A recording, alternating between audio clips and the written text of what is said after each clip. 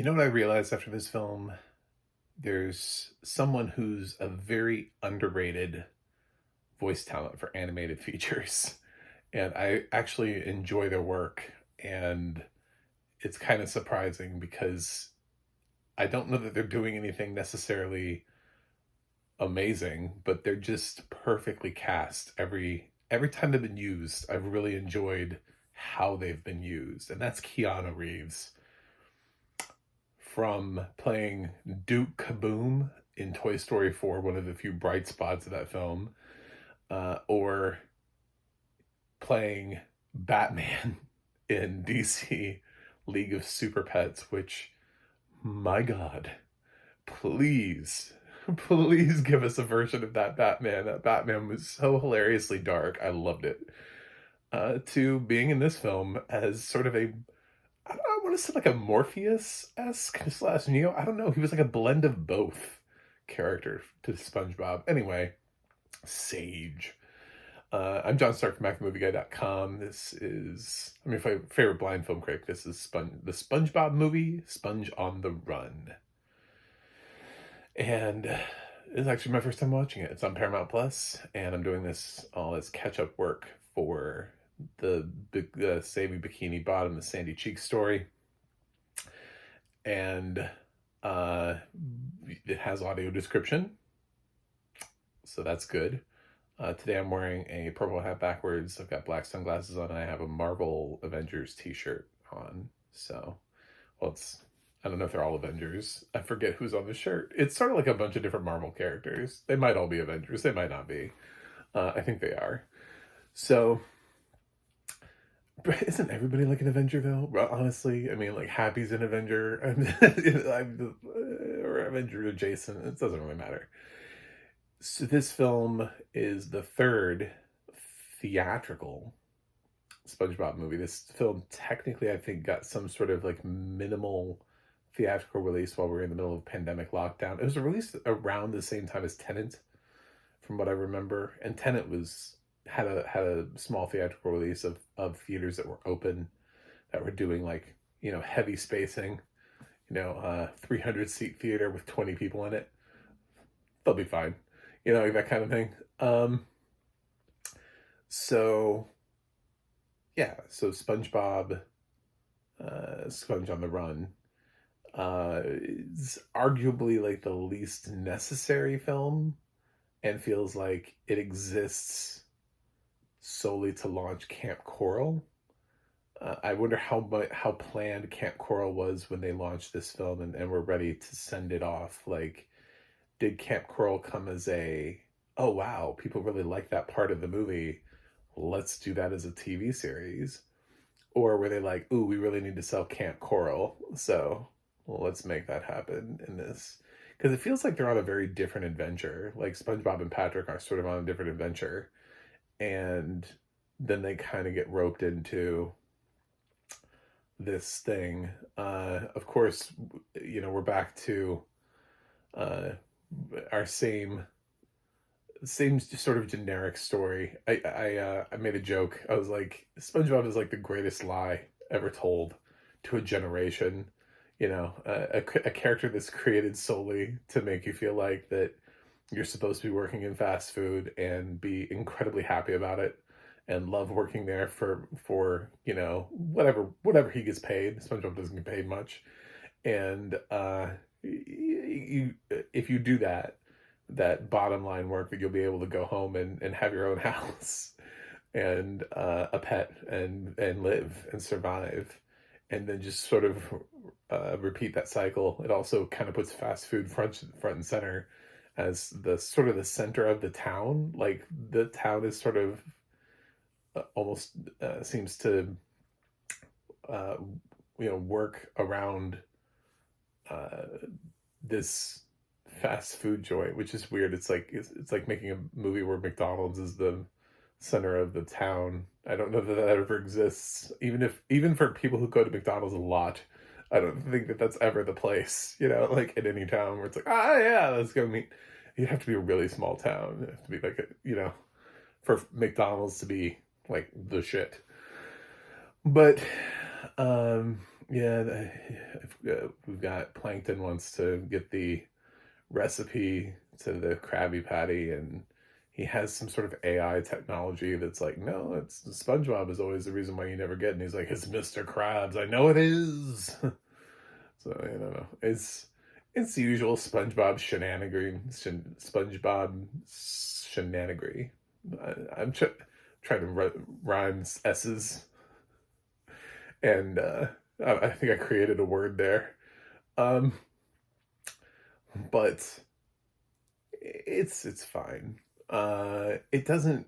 There's the thing about this film is that the first film was obvious. It's like, why are we making this film? Well, we need to make a SpongeBob movie. Cool, I get that. Okay, so we're making a feature-length SpongeBob movie because he's earned it, because he's popular, and we're doing it. So we're making a feature SpongeBob movie like we have for a lot of other TV shows. Characters to become popular, they end up getting their own movie. Got it. Locked, signed, sealed, delivered. Then later on, somebody has the idea for SpongeBob out of water, which puts them in this weird like 3D animation state, which is honestly cool enough in their own right, and they get to interact with like live action actors and stuff on land. That's a concept. That's where you go, okay, so that's why we're doing this. Here, I don't really know why we're doing this, except to launch Camp Coral. So this does kind of feel like the sequel that's just like, I don't know when we needed this. It doesn't feel like it has quite the perspective. I do appreciate the journey that SpongeBob and Patrick go on because they're awesome together, but it just doesn't have that feeling of, oh, we really had something special here that we really wanted to tell. It does kind of end on a Camp Coral note. It kind of like there's this weird courtroom sequence thing where everybody sort of has to get together and be like, oh yeah, this is why we love SpongeBob, and it shows all these like Camp Coral flashbacks, and you're like, this feels really shoehorned in. This feels like somebody was like, and the filmmakers were like, I don't know how we do this, but we'll try. Um, has kind of a really insane voice cast, like Matt Berry. I already mentioned Keanu Reeves. We've got, I think, both Aquafina and Tiffany Haddish. I'm surprised the world didn't explode with them being in the same place at the same time. I don't know how they haven't been paired live action in a movie together. You know, Aquafina and Tiffany Haddish in Extra. the two the two girls most known for playing sidekicks together in a movie. um, I would totally watch that movie. By the way, I think Aquafina and Tiffany Haddish would have the weirdest chemistry back and forth together because they've kind of been playing sort of the same characters. I would love to see them in the same movie together. Make that happen, Hollywood. I would love to see Aquafina and Tiffany Haddish in the same movie. Um, as stars, by the way, as the leads. No, no, they don't play second fiddle to anybody else, just each other. So, um, yeah, I'm whatever on this. This is fine. I'm less excited about it than the other two. The first film is cute. It's fun. It's everything SpongeBob is.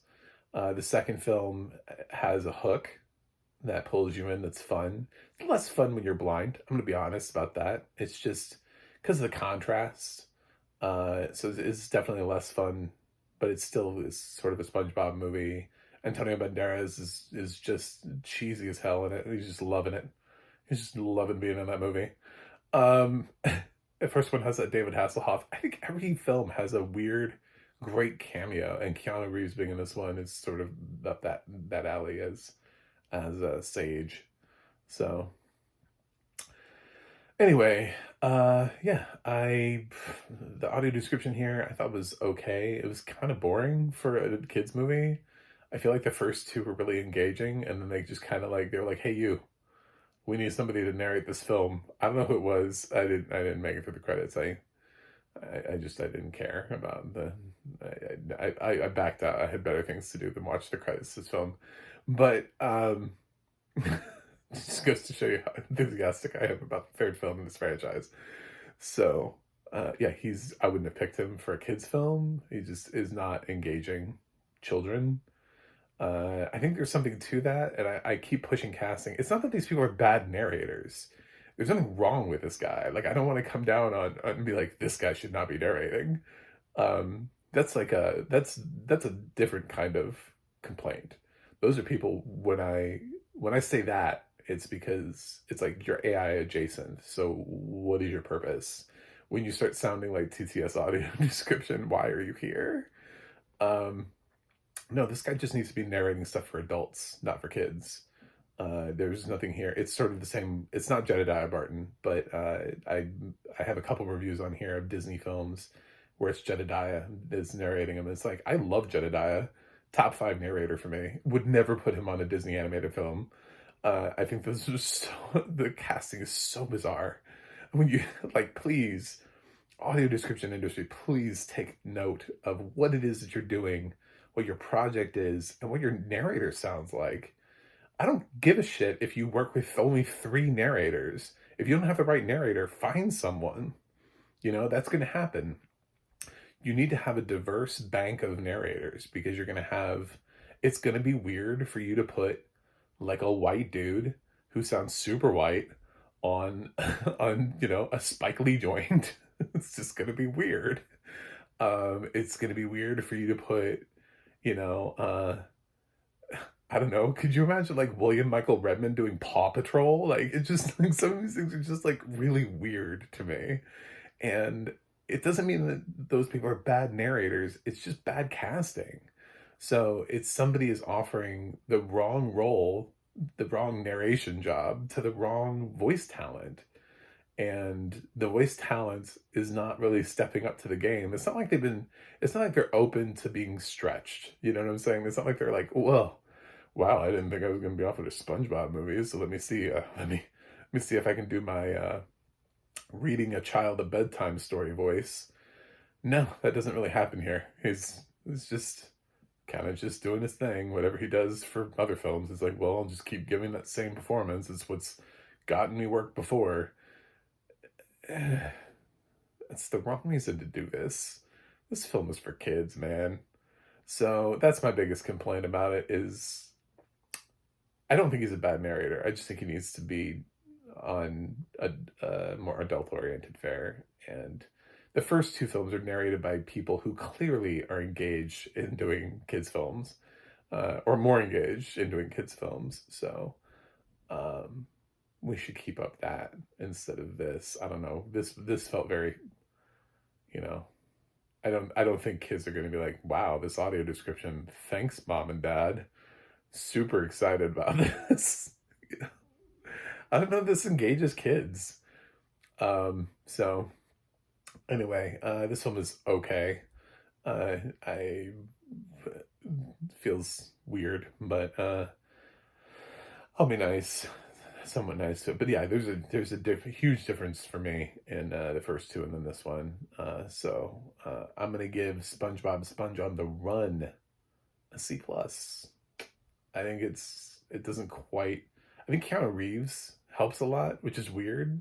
He's my favorite thing about the movie, followed by Matt Berry.